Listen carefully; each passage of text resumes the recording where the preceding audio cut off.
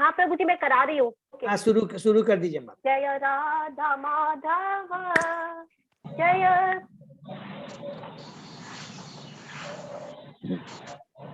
कुंज बिहारी।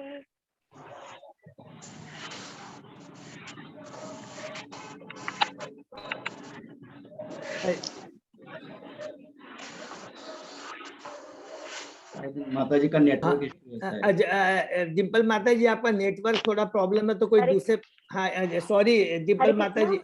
हाँ डिम्पल माता जी। प्रभु जी हाँ माता जी आपका नेटवर्क थोड़ा में प्रॉब्लम है इसलिए आवाज नहीं है तो कोई बात नहीं। दूसरे कोई आज करा दीजिए। ओके आज दूसरे करा दीजिए। अजय प्रभु दूसरे कौन कराएंगे? कौन करवाना चाहेंगे आज? अनीता माता जी आप करा दीजिए। हरि बोल। Thank you. शुरू कीजिए माता जी। माधव जय कुंज बिहारी जय राधा जय जय जनार्दन जय गिरिवर धारी जय गिरिवर धारी यशोदानंदन गज जनरंजन यशोदानंदन गज जनरंजन यमुना तीराधन चारी जय राधा माधव जय कुंज बिहारी हरे कृष्णा कृष्ण कृष्ण हरे हरे हरे राम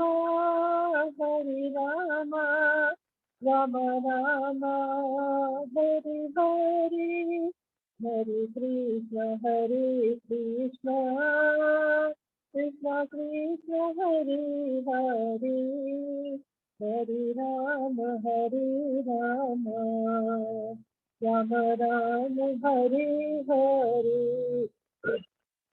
गोविंद बोलो हरि गोपाल बोलो राधा रमन हरि गोविंद बोलो जय राधा माधव राधे जय राधा श्याम सुंदर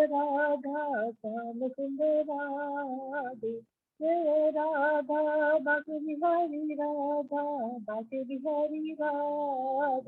जय राधा गोविंद राधे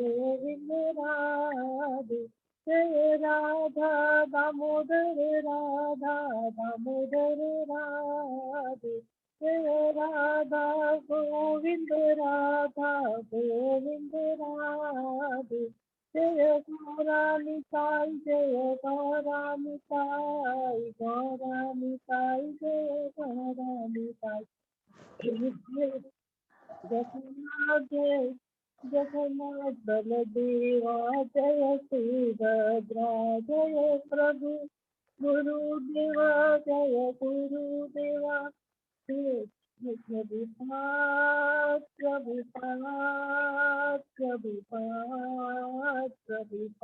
निताई गौर हरि बोल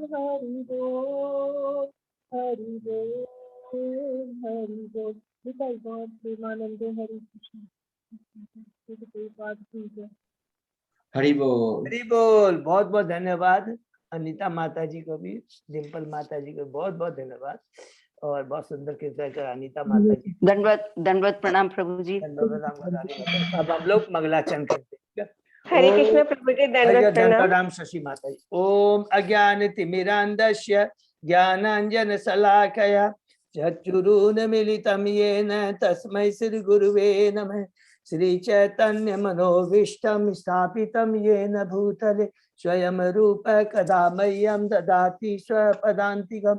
वन्देऽहं श्री गुरु श्री युगपत्कमलं श्री गुरु वैष्णवांच श्री रूपं साग्रजातं सहगणा रघुनाथं वितं तं सजीवं स्वादेतम सावभूतम परिजम सहितम कृष्ण चैतन्य देवम श्री राधा कृष्ण पादान सहगना ललिता श्री विशाखा वितांत च नमो ओम विष्णु पादाय कृष्ण पृष्ठाय भूतले श्रीमते भक्ति वेदांत स्वामिन इति नामिने नमस्ते सरस्वती देवे गौरवाणी प्रचारिणे निर्विशेषा शून्यवादी पाश्चात्य देशतारिणे वाञ्छा कल्पतरुभ्यश्च कृपा सिन्धुभ्येव च पतितानां पावनेभ्यो वैष्णवेभ्यो नमो नमः। नमो महावदान्याय कृष्ण प्रेम पदायते कृष्णाय कृष्ण चैतन्य नामने गौरक्षिते नमः। हे कृष्ण करुणा सिंधु दीन बंधु जगतपते गोपेश गोपिका कांत राधा कांत नमस्तुते। तप्त कांचन गौरांगी राधे बिंदाबनेश्वरी विश्वानुसुते देवी प्रणमामि हरिप्रिय नीलांचल निवासाय नित्याय परमात्मने बलभद्र सुभद्राय जगन्नाथाय ते नमः। जय श्री कृष्ण चैतन्य प्रभु नित्यानंद श्री अद्वैत गदाधर श्रीवासादि गौर भक्तवृंद मुखम करोति वाचालम पंगु लंगे गिरिम यत्कृपातम हम वंदे श्री गुरु मदीन तारिणम परमानंद माधवम श्री चैतन्य ईश्वरम। हरे कृष्णा कृष्ण कृष्ण हरे हरे हरे राम राम राम हरे। श्री श्री मंगलाचरण की जय। शिला प्रभुपाद की जय। हरे कृष्णा। आज के श्रीमद् भागवतम अध्ययन में चर्चा में कक्षा में सभी भक्तों का हार्दिक स्वागत है। मैं सभी भक्तों के चरणों में अपना दंड प्रणाम करता हूँ और भगवान श्री कृष्ण अर्जुन सीनियर डिवोटीज की कृपा से आज हम सब लोग मिलकर कई दिनों से श्रीमद् भागवतम का चर्चा कर रहे हैं, आपस में मिलकर अध्ययन कर रहे हैं। अभी हम लोगों ने कैंटे 2 कंप्लीट किया, उसको हमने रिवाइज किया और दोनों कैंटों के अंदर हमने यही स्टेब्लिश पाया जो कि पूरा का कि भगवान की भक्ति ही जीवन का लक्ष्य है और यही हमें हमारे लक्ष्य को प्राप्ति करा सकता है, अर्थात भगवान के धाम जाकर भगवान की प्रेमा भक्ति प्रदान कर सकता है। हम लोगों ने पढ़ा था कि जो भक्ति के अंदर श्रद्धा साधु संग भजन क्रिया विश्वनाथ चक्रवर्ती का और उनमें भी अलग सताम कृपा से शुरू किए थे कि उनका तो इस तरह अलग अलग अंग जो है करके अल्टीमेटली लक्ष्य क्या है, भगवान की प्रेमा भक्ति प्राप्त करना। और ये एकमात्र हमने पढ़ा जो पाया कि केवल भगवान के भक्ति अर्थात श्रवण कीर्तन और स्मरण, ये 3 चीज का इंपॉर्टेंट बताया गया है। कैंटो 1 के अंदर भी कैंटो 1 में भी कैंटो 2 दोनों के अंदर में और सभी जगह प्रभुपाद जी ने अपने तात्पर्य के माध्यम से इसी चीज को हम बद्ध बताया। और अंत में जो कैंटो 2 का जो 10वां अध्याय है उसमें जब सारे प्रश्नों का उत्तर 2 प्रश्न जो उत्तर किए थे परीक्षित महाराज ने, उसके बाद में परीक्षित महाराज ने जो अलग प्रश्न किए थे कैंटो 2 के चैप्टर 8 के अंदर में सबका उत्तर देने के बाद में तुरंत उसी समय जो शौनक ऋषि जो वहां पर बैठे हुए सुत गोस्वामी से श्रीमद् भागवतम सुन रहे हैं वो क्या बोलते हैं। अच्छा, आपने कैंटो 1 के अध्याय 13 में बताया था कि किस प्रकार विदुर महाराज अपनी यात्रा, पहले तो वो घर छोड़ हस्तिनापुर छोड़ के गए और फिर वो हस्तिना छोड़ कर में पूरी यात्रा में गए और फिर वापस हस्तिनापुर आ जाते हैं। तो वो क्यों छोड़ के गए, क्या कारण था, कहाँ गए, इन सारे बातों के बारे में हमें बताइए। ये हम लोगों ने लास्ट अभी कैंटे 2 के लास्ट चैप्टर 10 के अंदर में अंतिम जो श्लोक है 2 श्लोक के बीच में, तो उसी को रेफरेंस लेकर के कैंटो 3 अब शुरू हो रहा है जिसका शीर्षक है, तो उसी को हम लोग आज पढ़ेंगे। ठीक है, तो ओम नमो भगवते वासुदेवाय, ओम नमो भगवते वासुदेवाय, ओम नमो भगवते वासुदेवाय। नारायण नमस्कृत्य नरं चैव नरोत्तमं देवी सरस्वती व्यासं ततो जयम् उदीरयेत्। नष्टप्रायेषु अभद्रेषु नित्यं भागवत सेवया भगवती उत्तम श्लोके भक्ति भवति नैष्टिकी। आराधयो भगवान भजेश तनय ततदाम वृंदावनम रमया काचित उपासना व्रजवधु वर्गेण या कल्पिता श्रीमद् भागवतम प्रमाणम अमलम प्रेमापुमर्तो महान श्री चैतन्य महाप्रभो मतम इदम तत् आदरो न पर हरे कृष्ण कृष्ण कृष्ण हरे हरे हरे राम राम राम हरे हरे। हरे कृष्ण। आज कैंटो 3 चैप्टर 1 अध्याय 1 शीर्षक है विदुर द्वारा पूछे गए प्रश्न। तो हम लोग शुरू करते हैं। श्री शुक वाच एवं एतत् पुरा पृष्ठ मैत्रेय भगवान किल क्षत्रवन प्रविष्टेन त्यक्त्वा स्वगृहं रिद्धिमत। सुखदेव गोस्वामी ने कहा अपना समृद्ध घर त्याग कर जंगल में प्रवेश करके महान भक्त राजा विदुर ने श्री मैत्रेय ऋषि से यह प्रश्न पूछा। तो इसमें हमने डिस्कस किया था कल कि ये जो प्रथम जो 4 अध्याय हैं कैंटो 3 के, इसमें टोटल मेनली डिस्कशन किसके बीच में, विदुर और मैत्रेय के बीच में डिस्कशन। लेकिन मैत्रेय के पास जाने के पहले विदुर जी सबसे पहले किससे जाकर मिलते हैं, उद्धव जी से मिलते हैं। यमुना के तट पे उद्धव जी से मिलते हैं और उद्धव से कुछ डिस्कशन होता है, ये 4 अध्याय। उसके बाद में उद्धव जी विदुर जी को मैत्रेय मुनि के पास में भेज देते हैं। इसका कारण क्या है कि भक्ति के अंदर में एक बहुत इंपॉर्टेंट चीज हमें सीखना, हमेशा याद रखना है कि एक तो पहला चीज परंपरा से गुरु होना चाहिए, जुड़ा होना, और उन्हीं के मुखारबिंद से सुनना चाहिए। और दूसरा, भक्ति में मर्यादा को बहुत ज्यादा मेंटेन करना चाहिए। जब कोई सीनियर डिवोटी, आज कोई चर्चा के अंदर कोई सीनियर डिवोटी हमारे बीच में बैठा है, तो हमसे और हम किसी कोई जूनियर डिवोटी से कोई भी प्रश्न हम करते हैं, तो जूनियर डिवोटी का वो कर्तव्य क्या होता है कि जब सीनियर डिवोटी वहां बैठा हुआ तो वो उसका उत्तर न दे करके उस प्रश्नकर्ता को सीनियर डिवोटी के पास में भेज दिया जाए। आज हम भी जैसे हम चर्चा कर रहे हैं, आपस में हम लोग डिस्कस कर रहे हैं, तो हमको तुरंत क्या, अगर कोई गुरु महाराज या कुछ भी आ जाए तो हम वो जहाँ भी कुछ है पहले उनका सम्मान करना चाहिए और हमें सारे प्रश्न उनसे करने चाहिए। तो उद्धव जी जो मैत्रेय मुनि थे वो बहुत ही सीनियर थे। तो जब उन्होंने ये प्रश्न करना शुरू कर दिया विदुर जी ने उद्धव जी से, तो वो जनरल कुछ चर्चा होती है, उसके बाद में कहती आपने जो प्रश्न किए हैं आप मैत्रेय मुनि के पास में चले जाइए, क्योंकि वो मैत्रेय मुनि जो कि बहुत ही महान सीनियर डिवोटी है, भगवान के भक्त है। और जिस समय भगवान श्री कृष्ण इस भौतिक जगत से पलायन हो रहे थे, जा रहे थे, उस समय भगवान श्री कृष्ण ने मुझे जो उद्धव गीता का ज्ञान दिया था, उस समय वहां पर मैत्रेय मुनि भी अचानक आ गए थे। और मैंने जो कुछ भी सुना भगवान श्री कृष्ण से, वो सारी की सारी बातें मैत्रेय मुनि ने भी भगवान श्री कृष्ण से सुनी थी। और विदुर जी ने इस बात का आदर किया, सम्मान किया, और तुरंत विदुर जी हरिद्वार आ जाते हैं मैत्रेय मुनि से। इसीलिए हम देखेंगे कि पूरा कैंटो 3, 4 पूरा चर्चा मिलेगा किसका, विदुर जी और मैत्रेय मुनि का। ये बैकग्राउंड है, ठीक है ना, तो इसको याद करिए। नेक्स्ट, और केवल प्रथम जो 4 अध्याय है वो चर्चा किसके बीच में, विदुर जी और उद्धव के बीच में। वो इसलिए क्योंकि विदुर जी पूरी यात्रा करते हुए सबसे पहले जाकर के अलग अलग जगह जाके वो सबसे पहले विदुर जी से ही मिलते हैं, ठीक है।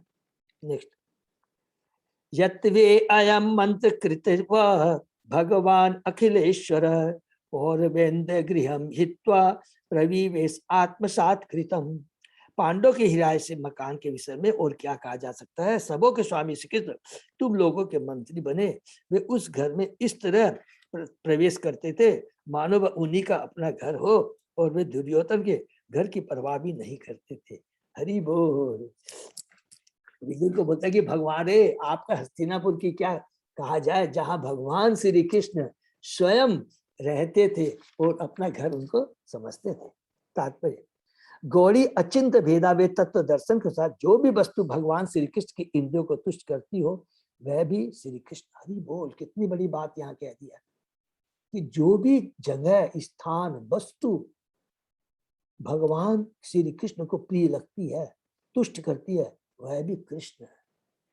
अर्थात वो जो हस्तिनापुर था वो साधारण जगह नहीं था जहां भगवान रहते थे। जहां भगवान अपना घर समझ के रहते थे तो वो स्वयं भगवान श्री कृष्ण है, उनका धाम वृंदावन है। तो बहुत इंपॉर्टेंट उदाहरण, श्री वृंदावन धाम श्री कृष्ण से अभिन्न है। तदाम वृंदावन, क्योंकि भगवान वृंदावन में अपनी अंतरंगा शक्ति का दिव्य आनंद है। उसी तरह पांडव का घर भी भगवान के लिए दिव्य आनंद का स्रोत था। यह इसका उल्लेख हुआ कि भगवान ने इस घर को आत्मवत समझा, अतएव अपना घर समझा। अतएव पांडव का घर वृंदावन के समान था। हरि बोल। और विदुर को उस दिव्य आनंद वाले स्थान का परित्याग नहीं करना चाहिए था। अतः उनके द्वारा घर छोड़ने का कारण वास्तव में पारिवारिक भ्रांति नहीं थी। प्रत्युत विदुर ने इस अवसर का लाभ ऋषि मैत्रेय से मिलने और दिव्य आनंद की चर्चा करने के लिए उठाया। विदुर जैसे साधु पुरुष के लिए सांसारिक मामलों को लेकर उठने वाला कोई उत्पात तुच्छ था, किंतु कभी कभी ऐसे उत्पात उच्चतर अनुभूति के लिए अनुकूल होते हैं।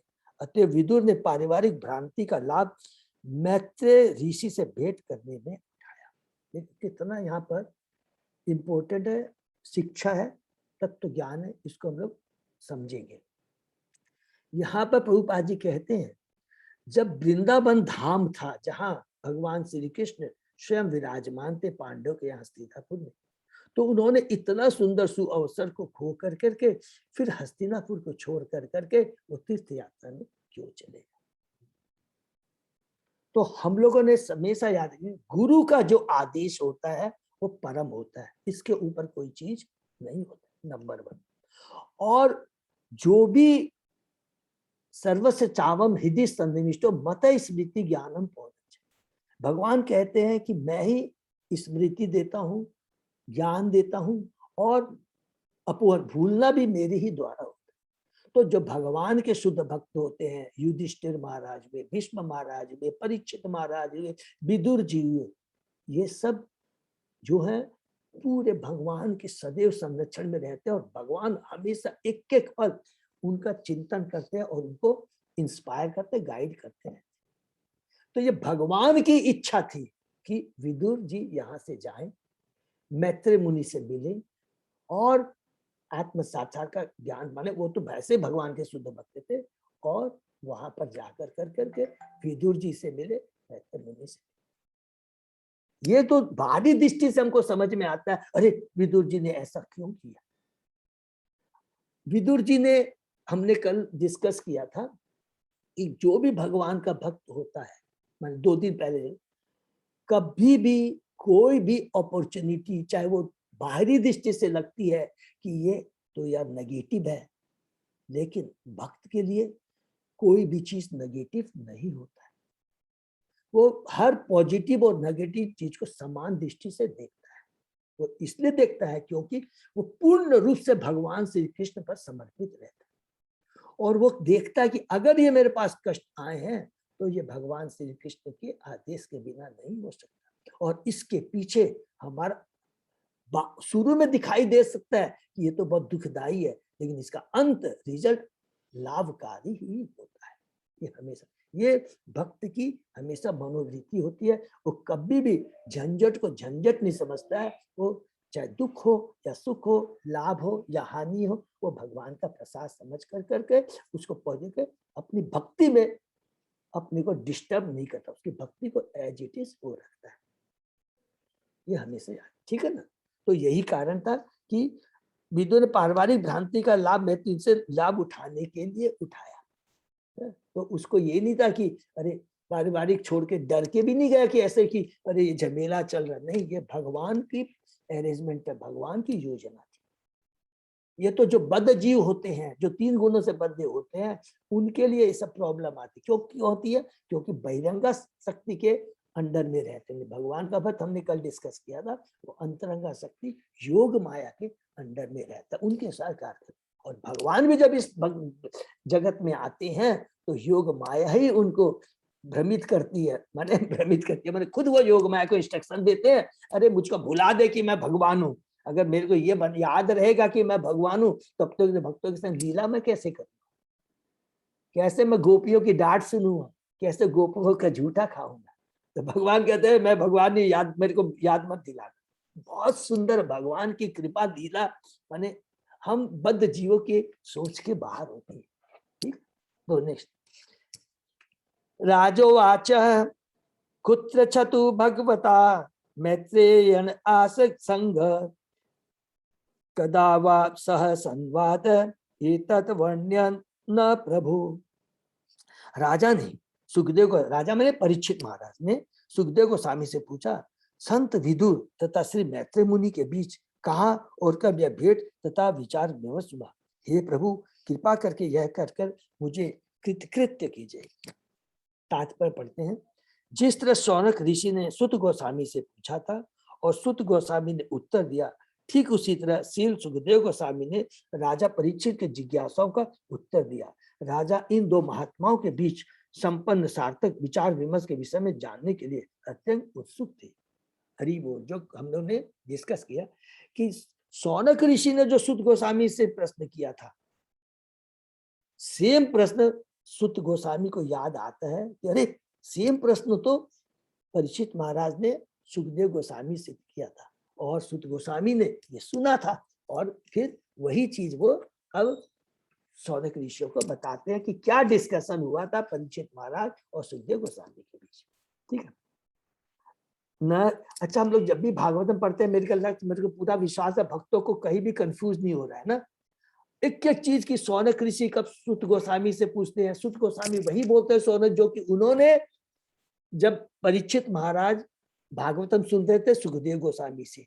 और डिस्कशन में जब भी रहेगा तो जो प्रश्न करता है, अच्छा प्रभु, अच्छा सुखदेव गोस्वामी बताइए जी, तो युधिष्ठिर महाराज और नारद जी के बीच में क्या डिस्कशन हुआ, तो वहां पर युधिष्ठिर और नारद जी का डिस्कशन आ जाएगा। एकदम अपने को पूरा ध्यान से सुनना है। यहाँ पर अब हम सुन, अरे विदुर जी का और उद्धव जी का क्यों आ रहा है, क्योंकि हमने तुरंत कैंटो 2 के लास्ट में ये चीज पढ़ लिया है कि शौनक ऋषि ने ही सुत गोस्वामी से पूछा था और उसी का रिफ्रेश हो गया। अब विदुर जी का और उद्धव जी का वार्तालाप हम पढ़ रहे हैं और सुन रहे हैं। ठीक है ना। न ही अल्प उदय तस्य विदुरस्य अमल आत्मनः तस्मिन् वरेषि प्रश्न साधुवाद उपवृन्हितः। संत विदुर भगवान के महान तथा शुद्ध भक्त थे, अतएव श्री ऋषि मैत्रेय से पूछेगा, उनके पास अत्यंत सार्थक उच्च स्तरीय तथा विद्वंत मंडली द्वारा अनुमोदित रहे होंगे। हरि बोल। विदुर जी के बारे में बताएं। विभिन्न श्रेणी के पुरुषों के बीच के प्रश्नों तथा उत्तर का भिन्न भिन्न महत्व होता है। व्यापार विनिमय में व्यापार व्यक्तियों द्वारा किए गए प्रश्नों का आध्यात्मिक महत्व नहीं हो सकता। विभिन्न श्रेणी के व्यक्तियों में उठने वाले प्रश्नों तथा उनके उत्तरों का अनुमान संबंध व्यक्तियों की क्षमता के स्तर से लगाया जा सकता है।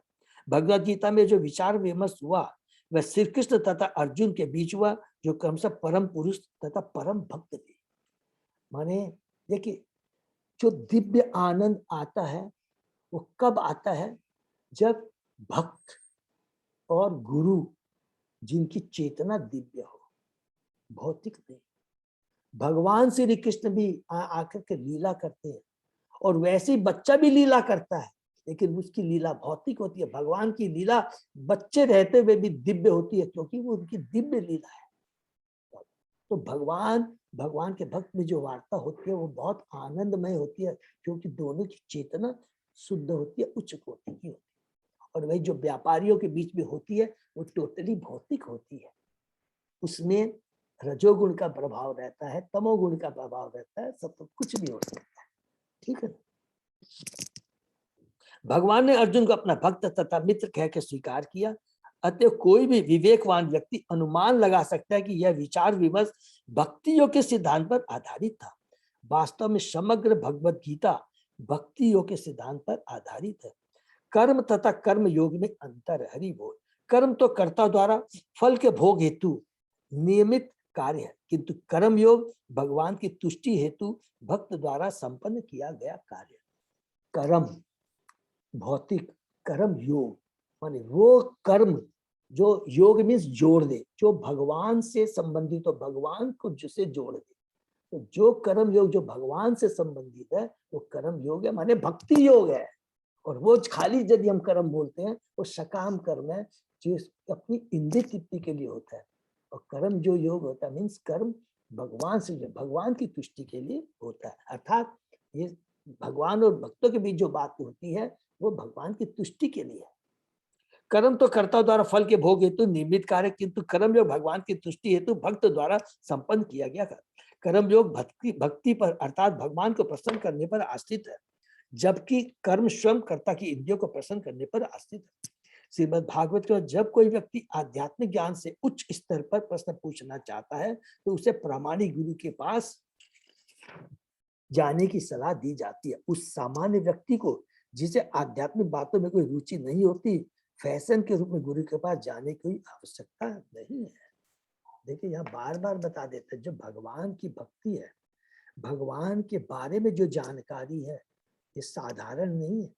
चाहे वो पुरुषावतार हो, चाहे कोई भी भगवान की लीला अवतार, किसी यदि वो भगवान से संबंधित कोई भी बात है, भगवान या भगवान के भक्तों से संबंधित कोई बात है, कोई भी भौतिक व्यक्ति से हमें नहीं सुनना है। उसके लिए प्रामाणिक गुरु के पास ही हमें जाना चाहिए, नहीं तो क्या होगा, वो हमारी चेतना को कलुषित कर देगा। उससे जो सुना हुआ, अर्थात वो दूध पी रहे जिसमें जहर मिला हो। खाली दूध पीना नहीं है। देखिए हम दूध नहीं पिएंगे चलेगा, ये बहुत इंपॉर्टेंट बात है जो बार बार हम लोग याद करते हैं। लेकिन अपने दूध पिया है, माने दूध रूपी आपने जो भी सुना है किसी अभक्त से, तो वो दूध पीना नहीं हुआ, वो दूध में जो जहर है वो हमने पिया है, जो बहुत ही घातक होगा हमारे लिए। महाराज परीक्षित छात्र के रूप में इस विज्ञान समझने के प्रति जिज्ञासु थे और सुखदेव गोस्वामी दिव्य विज्ञान के प्रामाणिक गुरु। हरि बोल। तो देखिए कर्ता श्रोता एंड वक्ता दोनों ही दिव्य है, दोनों ही भगवान के शुद्ध भक्त हैं। दोनों ही जानते थे कि विद्युत तथा ऋषि मैत्रेय के द्वारा जिन विषयों पर विचार विसर्ग हुआ होगा ये उच्चतर स्तर के होंगे। अतः महाराज परीक्षित अपने गुरु से यह जानने के लिए अति अभिलषित थे। हरि बोल। तो कितना सुंदर यहाँ पर कहते हैं। और सब सिंपल चीज भी है कि जब तक वो भगवान से संबंधित नहीं होगा न तो वो गुरु कभी भी कुछ बोलेगा और न शिष्य कभी पूछेगा। जो शुद्ध भक्त होता है, जो प्रश्न करता होता है, और गुरु होता है, हमेशा उन्हीं बातों की चर्चा करेंगे जो भगवान से संबंधित हो। सुतवाच। अब यहाँ पर जो शौनक ऋषि पूछ रहे हैं सुत गोस्वामी से, तो सुत गोस्वामी जी अब उत्तर दे रहे हैं ये रेफरेंस देकर के कि हाँ परीक्षित महाराज और सुखदेव गोस्वामी में जो हुआ था, दोनों ही मान बहुत सुंदर चर्चा हुई थी, मैंने वो सुना था, वही चीज मैं तुम लोग को सुनाता हूँ। सुत गोस्वामी शुरू कर। श एवं ऋषिवर्य अयम पृष्टो राजा परीक्षिता प्रति आहतम बहुवित्त प्रीतात्मा श्रूयताम इति। श्री सुत गोस्वामी ने कहा, महर्षि सुखदेव गोस्वामी अत्यंत अनुभवी थे और राजा से प्रसन्न थे। अतः राजा द्वारा प्रश्न किए जाने पर उन्होंने उससे कहा, कृपया इस विषय को ध्यान पूर्वक सुने। अरे वो देखिए सुखदेव गोस्वामी भी कहते हैं कि राजा तुमने जो प्रश्न किया उसको ध्यान देकर सुनो। अब सुख गोस्वामी जी ने परीक्षित महाराज को जो कहा था वही चीज सुत गोस्वामी जी बताएंगे नेमिषारण्य को। लेकिन अब कहाँ चला गया ट्रांसफर होके कि सुत गोस्वामी जी ने परीक्षित महाराज को क्या क्या कहा था, राइट। यदा तु राजा सुताम असाधुन पुष्णन् धर्मेण विनष्ट दृष्टि भ्रातुर्यविष्टस्य सुतान् विबन्धुन् प्रवेश्य लाक्षा भवने ददाह। से सुखदेव गोस्वामी ने कहा, राजा धृतराष्ट्र अपने बेईमान पुत्रों का पालन पोषण करने की अपवित्र इच्छाओं के वश में होकर अंधा बन गया और उसने अपने पितृविहीन भतीजों पांडवों को जला देने के लिए लाक्षागृह में आग लगा दी। अब यहाँ पर जो घटना घटी थी कुरुक्षेत्र युद्ध के पहले में, उसके बारे में यहाँ पर सुखदेव गोस्वामी जी परिचय बताते कि कैसे कैसे सारी घटना हुई और क्यों विदुर जी को छोड़ करके जाना पड़ा। तो ये सारा बैकग्राउंड अब वो बता रहे सुखदेव गोस्वामी जी परीक्षित महाराज। तात्पर्य धृतराष्ट्र जन्मांध था, किंतु अपने बेईमान पुत्रों के समर्थन हेतु अपवित्र कार्य करने में उसकी अंधता दृष्टि के कायिक स्वभाव से कहीं बड़ी थी। दृष्टि के कायिक अभाव से किसी की आध्यात्मिक प्रगति नहीं रुकती, किंतु जब कोई कायिक रूप से स्वस्थ होते हुए भी आध्यात्मिक रूप से अंधा होता है तो अंधता मनुष्य जीवन के उन्नति मार्ग में भयावह रूप में बाधक होती है। हरि बोल, इसको हम लोग अंडरलाइन कर लेंगे। बहुत ही पावरफुल बात यहाँ पर लिखा, बहुत दिव्य। अगर कोई मनुष्य भौतिक दृष्टि से अगर उसमें कुछ कमियां हो, रूप नहीं है, आंखें नहीं है, चल नहीं सकता है, चल नहीं सकता है, माने कुछ भी उसमें भौतिक कुछ कमियां हो सकती है, वो कोई माने, उसका कोई महत्व नहीं। तो वो सच में अगर भक्ति करने के लिए वो कोई भी कारण नहीं है, कुछ भी नहीं है, नथिंग। हमने पढ़ा था भक्ति के लिए कोई भी अच्छा शरीर, बुद्धि, ज्ञान, रूप, धन, किसी चीज की दरकार नहीं। लेकिन आप हमारे पास में सारी भौतिक सुविधाएं हैं, लेकिन आध्यात्मिक दृष्टि से हम अंधे हैं। हमारी आंखें बहुत अच्छी हैं, लेकिन आध्यात्मिक दृष्टि से अंधे हैं, वो बहुत खतरनाक होता है। तो यहाँ बोलते धृतराष्ट्र तो दोनों तरफ से भौतिक आंखें भी उनके पे नहीं थी, लेकिन अपने विचार से, अपनी सोच से, अपनी चेतना के हिसाब से भी अंधे थे, वो अंधकार में। इसलिए वो किसका साथ दे रहे थे? अभक्तों का साथ दे रहे थे।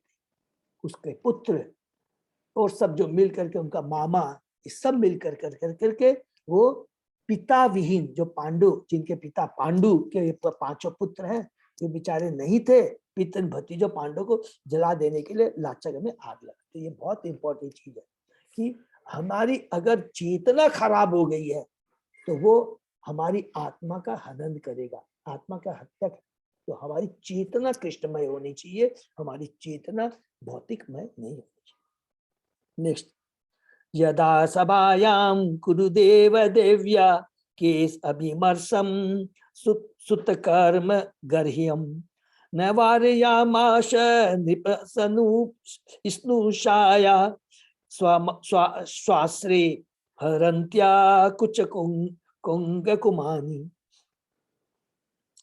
इस राजा ने अपने पुत्र दुशासन द्वारा देवतुल्य राजा युधिष्ठिर की पत्नी द्रौपदी के बाल खींचने के निंदनीय कार्य के लिए मना नहीं किया। यद्यपि उसके अश्रुओं से उसके वक्ष स्थल का कुमकुम धुल गया। देखिए कितनी बड़ी बात लेते हैं, जहां अधर्म हो रहा हो और उसके बाद भी किसका? जो भगवान के शुद्ध भक्त का, और अगर हम उसमें हस्तक्षेप नहीं करते तो बहुत बड़ा अपराध है, बहुत बड़ा जघन्य कार्य है। धृतराष्ट्र अपने बच्चों को सपोर्ट दे रहा था, शकुनी को सपोर्ट दे रहा था, दुर्योधन को सपोर्ट दे रहा था, दुशासन को सपोर्ट दे रहा था, जब द्रौपदी के प्रति अत्याचार हो रहा। ध्रुते तु अधर्मेण जितस्य साधो सत्य अवलंबस्य वनम गतस्य न याचत अदात समये न दायम तम जुषाणे यत अज्ञात शत्रु। युधिष्ठिर जो कि अज्ञात शत्रु अर्थात जिसका कोई शत्रु नहीं है, जुए में छल पूर्वक हरा दिए गए, किंतु सत्य का व्रत लेने के कारण वे जंगल चले गए। समय पूरा होने पर जब वे वापस आए और जब उन्होंने अपने साम्राज्य का अपना उचित भाग वापस करने की याचना की तो मोहग्रस्त धृतराष्ट्र ने देने से इनकार कर दिया। हम लोग को सबको ये मालूम है, जब आगे भी आएगा ये डिस्कशन, महाभारत में इसका पूरा डिटेल में है कि जुए में जब पांडव हार जाते हैं तो उनको वनवास जाना पड़ता है।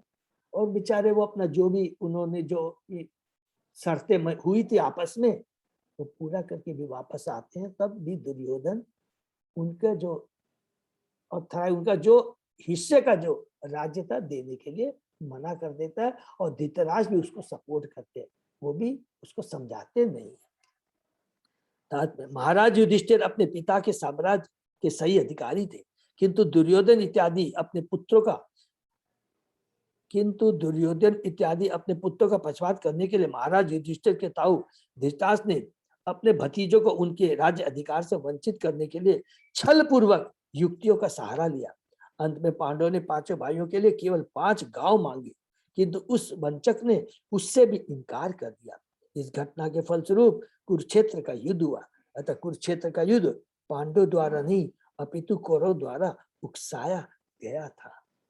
क्षत्रियों के रूप में पांडव की सही जीविका तो एकमात्र शासन करना था, न कि कोई अन्य कार्य स्वीकार करना। एक ब्राह्मण, क्षत्रिय या वैश्य किसी भी परिस्थिति में अपनी जीविका के लिए नौकरी स्वीकार नहीं करेगा। तो ब्राह्मण और क्षत्रिय के बारे में बता रहे हैं। ब्राह्मण का कार्य है शिक्षा देना और क्षत्रिय का कार्य शासन करना। यदा च पार्थ प्रहीत समायाम जगत गुरुयानी जगात कृष्ण न तानि पुष्मान अमृत अयनानि राजा उरुमेने छत पुण्यलेश।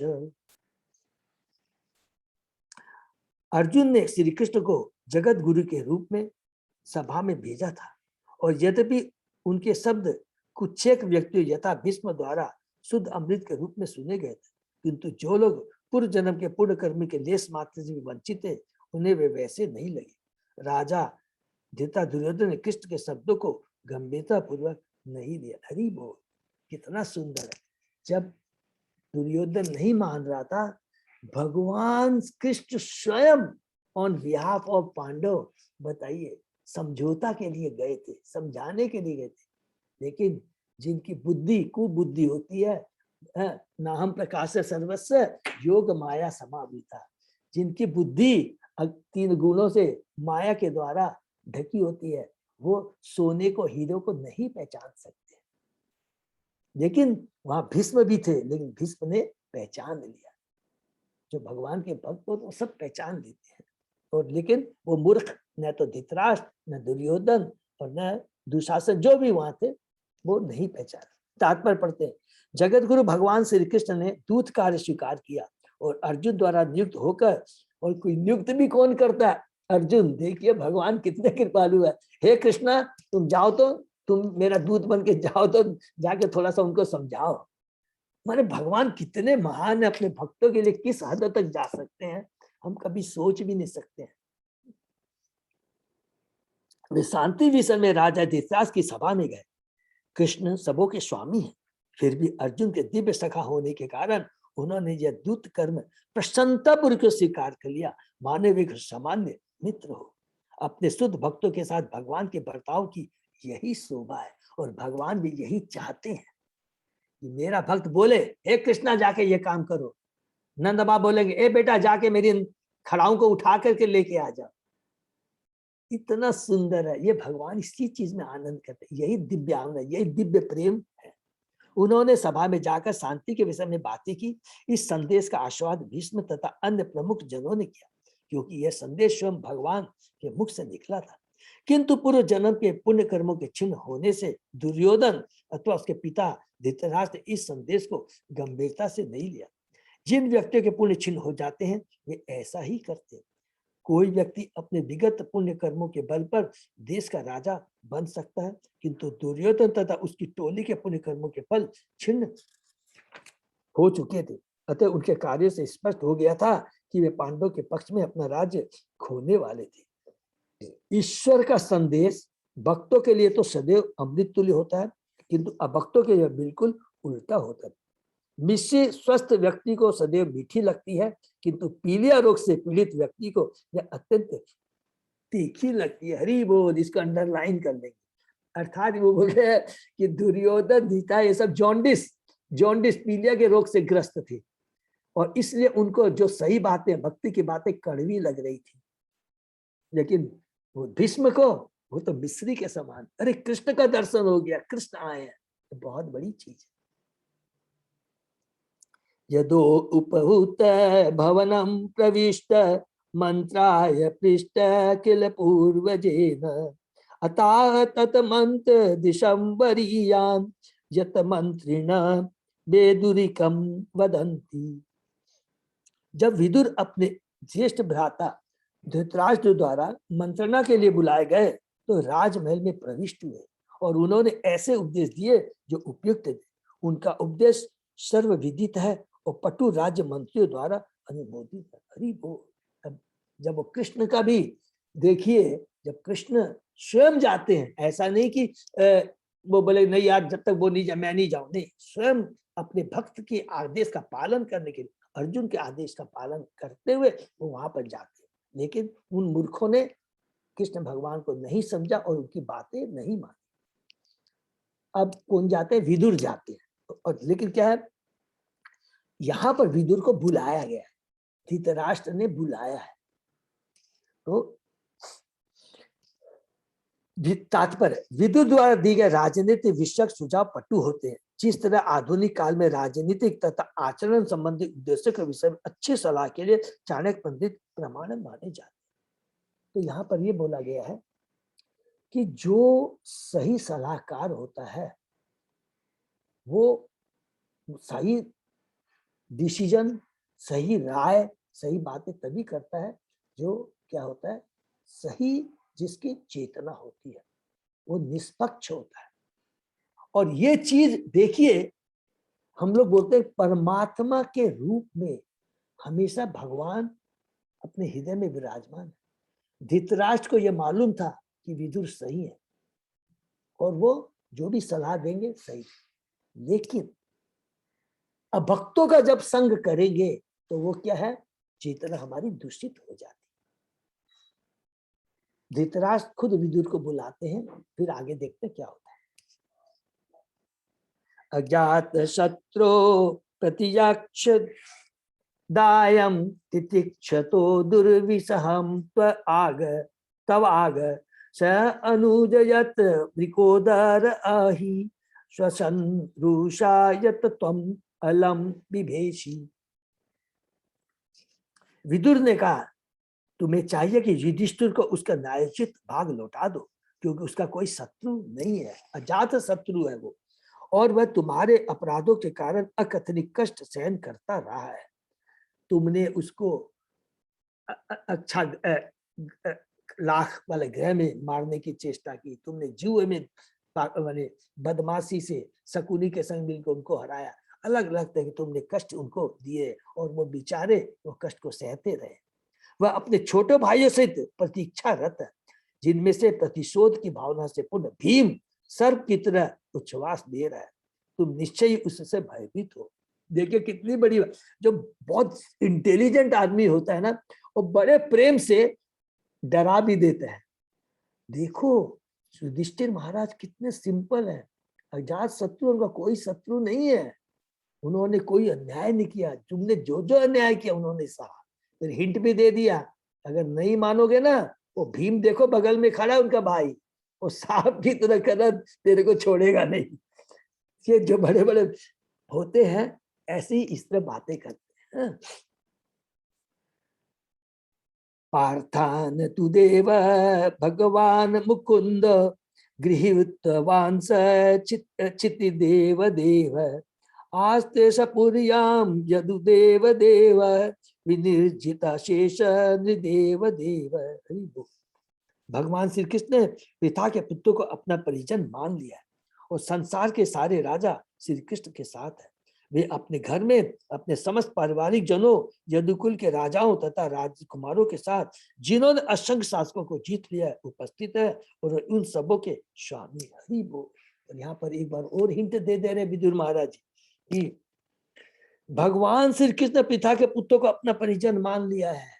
अब भगवान श्री कृष्ण उनके उन पांडवों के ऊपर भगवान श्री कृष्ण का हाथ है, मान लिया। अब तुम अभी भी संभल जाओ, नहीं तो तुम्हारी दुर्गति होने वाली है। तात्पर्य, विदुर ने धृतराष्ट्र को पिता के पुत्र पांडवों के साथ राजनीतिक संधि करने की बहुत अच्छी सलाह दी। पहली बात तो उन्होंने कही वह यह था कि भगवान श्री उनके फुफेरे भाई के रूप में उनके निकट संबंधी है। पहली चीज तो संबंधी है, वो स्वयं भगवान है। चूंकि कृष्ण भगवान है, अतः समस्त ब्राह्मणों तथा देवताओं द्वारा पूज्य है, जो ब्रह्मांड के कार्यकलापों का नियंत्रण करते हैं, स्वयं भगवान। इसके अतिरिक्त भगवान कृष्ण तथा उनके यदुवंशी पारिवारिक जन संसार के समस्त राजाओं के विजेता है। सारी चीजें बता दिया, सारे संसार के विजेता है। ये सारे किसके पक्ष में लड़ेंगे? पांडवों के पक्ष में लड़ेंगे। तुम अभी भी संभल जाओ। क्षत्रियगण विभिन्न राज्यों के राजाओं से युद्ध करते थे और उन्हें हराकर उनकी सुंदर राजकुमारी का अपहरण कर लेते थे। यह प्रणाली प्रशंसित थी, क्योंकि क्षत्रिय तथा राजकुमारियों का विवाह विजेता क्षत्रिय की वीरता के आधार पर होता था। यदुवंश के समस्त राजकुमारों ने वीरता के बल पर इसी तरह से अन्य राजाओं की कन्याओं से विवाह किया था। इस तरह वे संसार के समस्त राजाओं के विजेता थे। विदुर अपने भाई के मन में यह बात बैठा देना चाहते थे कि पांडवों से युद्ध करना अनेक खतरों से पूर्ण है। इसको अंडरलाइन कर देंगे, यहाँ पर बता दिए। चल तुम देखो, भगवान के भक्त है, जिस पर भगवान का हाथ होता है मूर्ख, वो कभी भी हार नहीं सकता है। जितना से ज्यादा हमारे पास भौतिक शक्ति हो, भौतिक बल हो, ज्ञान हो, ऐश्वर्य हो, अगर भगवान के भक्त के ऊपर भी कोई भी अड़चन आती है तो भगवान उसको छोड़ते नहीं। प्रहलाद महाराज को देख लीजिए, हिरण्यकशिपु ने कितना पावरफुल था, देवता तक उससे हार गए, देवता तीतर बीतर हो गए। ब्रह्मा जी ने ऐसा उसको वरदान दे दिया कि देवता भी अपना देवलोक को भाग गए, लेकिन प्रहलाद महाराज को बाल बाका भी नहीं बिगाड़ पाया। तो यही चीज यहाँ हमारे लिए एक संदेश है, जो कि विदुर के माध्यम से हमें मिल रहा है। युद्ध अनेक खतों से पूर्व, क्योंकि उनकी सहायता श्री कृष्ण कर रहे थे, जिन्होंने अपने बालकाल में कंस तथा जरासंध को और ब्रह्मा तथा अंध जैसे देवताओं को जीत लिया था। अतएव विश्व की संपूर्ण शक्ति पांडवों के साथ थी। स एष दोष पुरुष आस्ते गृहान प्रविष्ट यम अपत्यमत्या पुषणा श्री कृष्णात् विमुख गतश्री त्यज आशु असेवम कुल कौशलाय। तुम साक्षात अपराध रूप दुर्योधन का पालन पोषण अपने अच्युत पुत्र के रूप में कर रहे हो, किंतु वह भगवान श्री कृष्ण ईर्ष्या करता है, क्योंकि तुम इस तरह से कृष्ण के अभक्त का पालन कर रहे हो। देखिए, इसको अंडरलाइन कर ले कि तुम किसका पालन कर रहे हो? एक अभक्त का, जो कि कृष्ण से घृणा करता है। ये तुम ये नहीं सोचो तुम्हारे से क्या भौतिक संबंध है। मूर्ख, जो भी भगवान की भक्ति नहीं करता है, भगवान से ईर्ष्या करता है, वो कभी भी, उसका कभी भी हमें साथ नहीं देना चाहिए, और तुम उसका साथ दे रहे हो मूर्ख। अतः तुम समस्त शुभ गुणों से विहीन हो, अर्थात तुम अभक्त का साथ दे रहे हो और भगवान श्री कृष्ण के आदेश का पालन नहीं किया, और मैं तुमको जो बता रहा हूँ उसको भी तुम नहीं समझ रहे हो, तो तुम्हारा शुभ गुणों से विहीन हो, माने अब तुम्हारे में कोई शुभ गुण नहीं है। तुम यथाशीघ्र इस दुर्भाग्य से छुटकारा पालो और सारे परिवार का कल्याण करो। हरि बोल। और तुम ये जो गलत कार्य हो रहा है, प्लीज इसको अभी भी समझ लो। कृष्ण आए, तुमने नहीं समझा, मैं अब तुमको वही चीज समझाने आ रहा हूँ। और यदि तुम भगवान के आदेश का पालन कर, जो भी भगवान के आदेश का पालन करता है, भगवान के भक्तों का संग करता है और उनकी कृपा पाने की चेष्टा करता है, अगर भक्त के प्रति हम अच्छा कार्य करेंगे तो स्वतः ही हमें भक्त की कृपा मिलती है, बिना बोले कृपा मिलती है, याद रखें। लेकिन अगर अभक्त का साथ देते हैं, वो तो एक चीज हुआ, अगर अभक्त, और दूसरा अन्याय क्या कर रहा है, अभक्त का साथ किसने दे रहा है? वो अभक्त जो भगवान के भक्त को कष्ट दे रहा है। तो आप समझिए उसकी क्या दुर्गति होगी। एक तो होता है कि ठीक है, आप अभक्त का साथ दे रहे हो, कोई बात नहीं है, तुमको उसका तो दुष्परिणाम मिलेगा, लेकिन वो अभक्त जो भक्त को कष्ट दे रहा है, उसका तुम साथ दे रहे हो, तो इससे बड़ा दुर्भाग्य, इससे बड़ा क्या चीज हो सकता है? यही चीज विदुर बताना चाह रहे। ये मत सोचो कि तुम्हारा पुत्र है, ये पुत्र नहीं है, कुपुत्र है, जो कि भगवान को नहीं समझ पाया भगवान के भक्तों को कष्ट दे रहा है। जब दुर्वासा मुनि को नहीं छोड़ा, दुर्वासा मुनि ने भगवान के भक्त अमरीश महाराज को किया, प्रहलाद को कष्ट दिया, तो भगवान क्या उसको छोड़े? नहीं छोड़े। अच्छा पुत्र अपत्य कहा जाता है, अर्थात वह पिता को नीचे नहीं गिरने देता। पिता के मरने पर पुत्र अपने पिता की आत्मा की रक्षा भगवान विष्णु को प्रसन्न करने के लिए यज्ञ संपन्न करके कर सकता है। यह प्रथा भारत में अब भी प्रचलित है। अपने पिता की मृत्यु के पश्चात पुत्र भगवान विष्णु के चरण कमलों पर यज्ञ करने के लिए गया जाता है, और इस तरह यदि पिता च्युत हो गया उसकी आत्मा को उद्धार करता है। किंतु यदि पुत्र पहले से विष्णु का शत्रु हो तो भला ऐसे शत्रु भाव में वह भगवान विष्णु के चरण कमलों में यज्ञ कैसे कर सकता है? हरि बोल। श्री कृष्ण प्रत्यक्ष भगवान विष्णु है और दुर्योधन उनकी शत्रुवत था। श्री कृष्ण प्रत्यक्ष शत्रुवत, अतएव अपने पिता धृतराष्ट्र की मृत्यु के बाद अपनी रक्षा नहीं कर सकता था। देखिए कितनी बढ़िया बात लिख रहा है। अतएव अपने पिता धृतराष्ट्र की मृत्यु के बाद अपनी रक्षा नहीं कर सकता। विष्णु की ओर अपनी श्रद्धाहीनता के कारण उसका तो स्वयं का पतन होना है, तो फिर वह अपने पिता की रक्षा कैसे कर सकेगा? विदुर ने धृतराष्ट्र को सलाह दी कि यदि वह अपने परिवार का कल्याण देखना चाहता है तो यथाशीघ्र वह दुर्योधन जैसे अयोग्य पुत्र से अपना पिंड छुड़ा ले। चाणक्य पंडित के नीति आदेश के तहत ऐसे पुत्र से क्या लाभ जो न तो विद्वान है न भगवत भक्त। यदि पुत्र भगवत भक्त नहीं है तो वह अंधे नेत्रों के समान है, पीड़ा का कारण है, दुख का कारण है। कभी कभी चिकित्सक ऐसी व्यर्थ आंखों को उनके गोलोक से निकाल देने की सलाह देता है, जिससे से निरंतर पीड़ा से छुटकारा मिल सके। हरि बोल। कितना सुंदर उदाहरण है। जो आंखें पीड़ा का कारण, दुख का कारण, तो चिकित्सक क्या बोलता है? अब कोई उपाय नहीं, इन आंखों को तुमको निकालना पड़ेगा, नहीं तो तुमको कष्ट बना रहेगा, बाकी और अंगों को भी वो डिस्टर्ब करेगा, बिगाड़ देगा। इसलिए अगर अभक्त है जो रहता है वो खुद का तो डाउनफॉल उसका होता ही है, और बाकी इन्वायरमेंट उससे जो भी संबंधित रहते हैं, उससे जो जुड़े रहते हैं, वो भी उनको भी नुकसान होता है। इसलिए जो अंग खराब हो जाए उसको काट देना चाहिए। दुर्योधन अंधे कष्टकारक नेत्रों के तुल्य था। वह धृतराष्ट्र के परिवार के लिए महान विपदा का स्रोत होगा, जैसा कि विदुर ने पहले ही देख लिया। अतः विदुर ने अपने ज्येष्ठ भ्राता को इस कष्ट के स्रोत से छुटकारा पाने की ठीक ही सलाह दी थी। धृतराष्ट्र ऐसे साक्षात अपराध को इस भ्रांतिवश पाल पोस रहा था कि दुर्योधन अच्छा पुत्र है जो अपने पिता को मुक्ति दिलाने में समर्थ है। यहाँ पर भी हिंट दे दिया कि वो जो खुद का ही कल्याण नहीं कर सकता है, अरे मूर्ख तुम्हारा क्या कल्याण करेगा, तुम क्यों उसका साथ दे रहे हो? नेक्स्ट, इति उच्छीवान तत्र सुयोधनेन प्रवृद्ध कोप स्फुरित अधरेण असत्यकृत सत्स्प्रियशील छतास कर्ण अनुजसो बलेन। विदुर जिनके चरित्र का सभी सम्मानित व्यक्ति आदर करते थे इस तरह बोल रहे थे तो दुर्योधन ने उनका अपमान किया। वह क्रोध के मारे फूला हुआ था और उसके होठ फड़क रहे थे। वह कर्ण अपने छोटे भाइयों तथा अपने मामा शकुनी के साथ था। देखिए कितना बढ़िया बढ़िया बात, किस किस के साथ में आया था? कर्ण अपने छोटे भाइयों तथा अपने मामा शकुनी के साथ, जो कि भक्त थे, जिनका गान माया द्वारा ढक लिया गया था, उन सब लोगों को साथ में लेकर के वहां आता है। कहा जाता है कि मूर्ख व्यक्ति उपदेश देने पर क्रुद्ध होता है, जिस तरह सर्प को दूध पिलाने से उसका विष बढ़ता है। हरि बोल। संत विदुर इतने सम्मानित थे कि सारे सम्मानित व्यक्ति उनके चरित्र की ओर देखते थे, किंतु दुर्योधन इतना मूर्ख था कि उसने विदुर का अपमान करने का दुस्साहस कर डाला। यह उसके मामा शकुनी तथा उसकी कुचालों को प्रोत्साहन देने वाले उसके मित्र कर्ण की कुसंगति का फल था। इसको अंडरलाइन कर लेंगे, कुसंगति।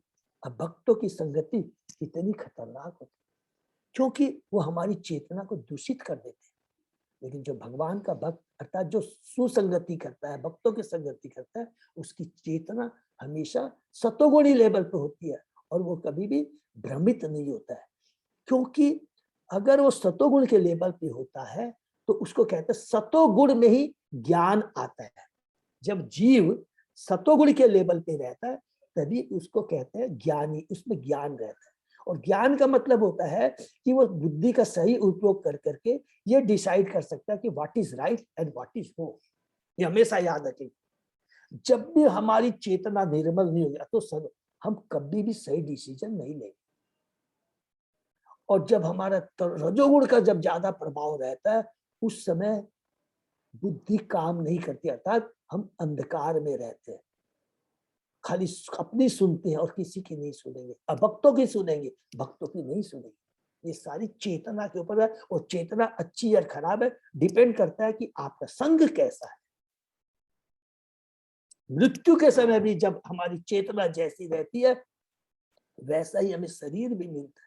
इसलिए हमेशा प्रयत्न में करना है कि हमारी चेतना कृष्णमय रहे, अर्थात भक्तों का संग जब रहेगा तो हम कभी भी विचलित नहीं होंगे, भ्रमित नहीं होंगे। नेक्स्ट, क एनम उपजुहाव जीमम दास्या सुतम यत बलिना एव पुष्ट तस्मिन् प्रतीप परकृत आस्ते निर्वास्यताम आशु पुरात पुरात अक्सान।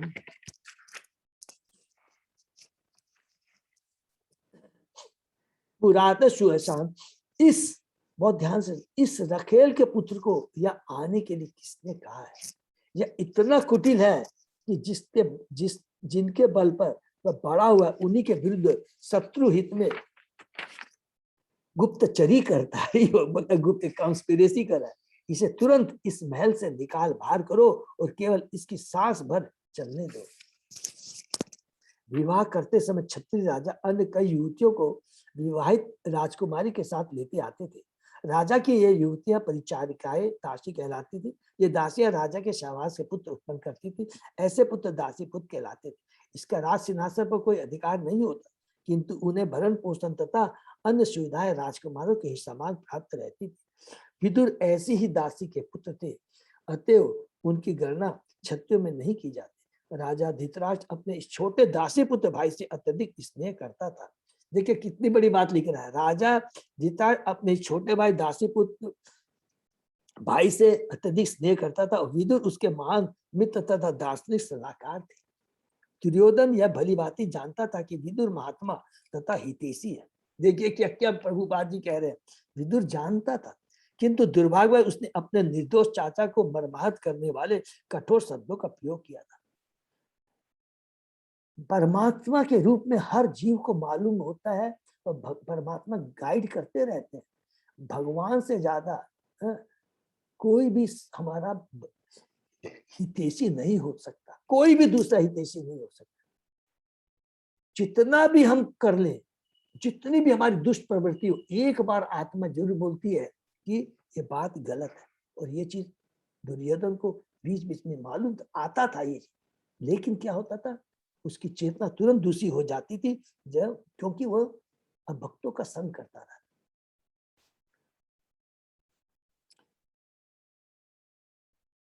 दुर्योधन ने न केवल विदुर के जन्म पर कटाक्ष किया, जन्म पर माने उसको दासी पुत्र का, अपितु उसे कृतज्ञ कहा, क्योंकि वह युधिष्ठिर का समर्थक प्रतीत होता था। देखिए यहाँ क्या लिखा है कि वह युधिष्ठिर का समर्थक प्रतीत होता था।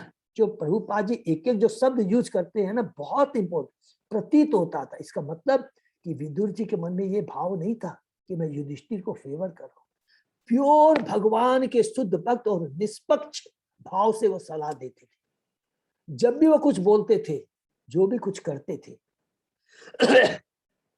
वो दोनों के लिए समान रूप से चिंता करते थे कि दोनों का लाभ हो। भगवान कोई भी करते हैं, बाहर से हमको प्रतीत होता है कि भगवान इसको दंड दे रहे हैं, नहीं, क्योंकि हमने पढ़ा है कि जो भगवान का शुद्ध भक्त है उसमें कोई शुद्ध लाभ हानि, जय पराय, ईर्ष्या, फेवर कुछ नहीं होता है। वो जो कुछ भी करते हैं हर आत्माओं के कल्याण के लिए करते हैं, क्योंकि सारी आत्माएं उनके अंश हैं। ये हमेशा याद, कंस को मारा, जिसको भी उन्होंने दंड दिया वो उनके कल्याण के लिए ही होता है। तो विदुर जी की भी वही चेतना थी। वो ऐसा नहीं था कि युधिष्ठिर को फेवर कर रहे थे, जिसे दुर्योधन अपना शत्रु मानता, उसने चाहा कि विदुर को तुरंत महल से निकाल दिया जाए और उसकी सारी संपत्ति छीन ली जाए। यदि संभव होता तो वह उसके तब तक बैत लगवाता जब तक उसके पास सांस के अतिरिक्त कुछ बाकी न रहे। उसने आरोप लगाया कि वह पांडवों का गुप्तचर है, क्योंकि उसने धृतराष्ट्र को उनके पक्ष में सलाह दी थी। राजमहल के जीवन तथा कूटनीति की बारीकियों की ऐसी स्थिति होती है कि विदुर जैसे निर्दोष व्यक्ति पर भी गर्हित आरोप लगाया जाता है और दंडित किया जाता है। विदुर अपने भतीजे दुर्योधन के ऐसे प्रत्याशित व्यवहार से आश्चर्यचकित थे, दुखी नहीं थे, आश्चर्यचकित थे। और इसके पूर्व की सचमुच कोई घटना घट जाए, उन्होंने राजमहल को सदा के लिए त्यागने का निश्चय किया। हरि बोल। इस प्रकार विदुर महाराज वहां से छोड़ के चले जाते हैं। यहीं पर हम समाप्त करते हैं और इस आगे हम लोग डिस्कस करेंगे कल कि विदुर जो भगवान के शुद्ध भक्त हैं। आज हमारी शिक्षा सबसे इंपॉर्टेंट क्या है कि अभक्तों का संग आत्मा का हनन करने वाला होता है, और यदि भक्तों का संग करेंगे तो हम सदैव सुरक्षित रहेंगे। कितने भी भौतिक कष्ट आए, कितनी भौतिक शक्ति आ जाए, भगवान का संग यदि बना रहेगा, बाहरी दृष्टि से हमको भौतिक कष्ट बनेंगे, लेकिन वो हमारी चेतना को कभी भी कलुषित होने नहीं।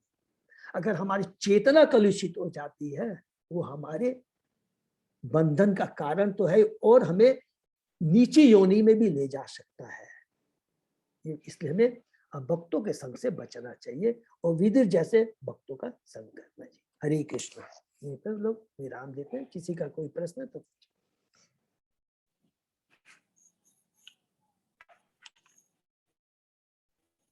तो हम लोग यहीं पर विराम देते हैं। ठीक है, सब भक्तों को बहुत बहुत धन्यवाद। दंडवत प्रणाम प्रभु जी। प्रणाम माता जी। दंडवत प्रणाम प्रभु जी। धन्यवाद प्रणाम प्रभु जी। माता जी धन्यवाद प्रणाम। दंडवत प्रणाम प्रणाम प्रभु जी। दंडवत प्रणाम। प्रणाम प्रभु जी। प्रभु धन्यवाद प्रणाम। अजय प्रभु, आज का कोई भी वो है क्या अनाउंसमेंट? नहीं प्रभु जी, अगर आपका कुछ है तो बता दीजिए। नहीं, बस कुछ नहीं है, बस खाली एक ही रिक्वेस्ट था भक्तों से, those who are going to Puri यात्रा, तो कृपा करके जिनकी वो नहीं हुई है तो देखिए, जो मैन जो होटल है, नाम भूल गया मैं, रोमानी में रूम्स नहीं है, फिर भी जिनका नहीं हुआ प्लीज प्लीज मेरे को, अजय प्रभु आपको दे दिया उन्होंने, मैसेज आया आपके पास किन किन लोगों का? अनीता माता जी मैंने दे दिया, मैंने बोल दिया।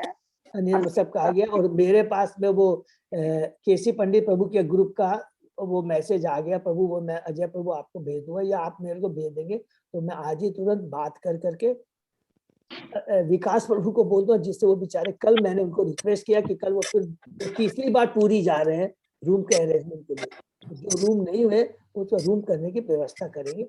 रूम कई भक्त बोलते हैं प्रभु कथा स्थल से थोड़ा दूर हो जाएगा, प्लीज वो जिनको सॉरी जिनको रियल में प्रॉब्लम है उनके लिए मैं ट्राई करूंगा कि उनको एक्सचेंज करने की चेष्टा करूं, क्योंकि भक्त बड़े कृपालु होते एक दूसरे से एक्सचेंज कर लेंगे, लेकिन जिनको प्रॉब्लम नहीं है तो कोई चिंता की बात नहीं है। वहाँ पे टोटो रिक्शा वगैरह सब मिलता है। हाँ सब मिलता है, और मैक्सिमम पूरी कितना दूर है, 2-3 किलोमीटर है, तो उसमें कोई प्रॉब्लम नहीं है। लेकिन प्लीज वो बुक दे दे, ऐसा नहीं कि नहीं वहां नहीं मिलेगा तो मैं नहीं जाऊंगा या नहीं जाऊंगी, ऐसा मत कीजिएगा प्लीज। हाँ, सारी व्यवस्था रहेगी और अंत समय हम लोग एडजस्ट करेंगे एक्सचेंज करने का।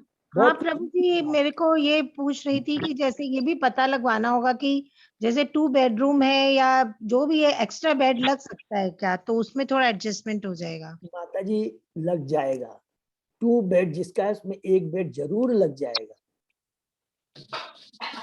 आप एकदम चिंता मत कीजिए। कई भक्त लोग थोड़ा नहीं कर पाए हैं, तो थोड़ा देख रहे हैं उनका सेटिंग कैसे। प्लीज माता जी अभी भेज दीजिए, क्योंकि कल ही मेरे को रात में देखे, मैंने खुद ही सलाह दी थी विकास दिया हुआ को। अजय प्रभु जी को सारा detail. Thank you so much माता जी, बहुत बहुत धन्यवाद है। तो अजय प्रभु मेरे को इधर भी मिल गया है, मैंने अपना DL7 हमारे केसी पंडित प्रभु का B152 का पूरा मेरे को मिल गया, मैं आपको फॉरवर्ड कर दूंगा, सब एक जगह इकट्ठा हो जाएगा तो एक पूरा चार्ट बना के same I will forward to Vikas Prabhu, ठीक है ना। हरे कृष्णा।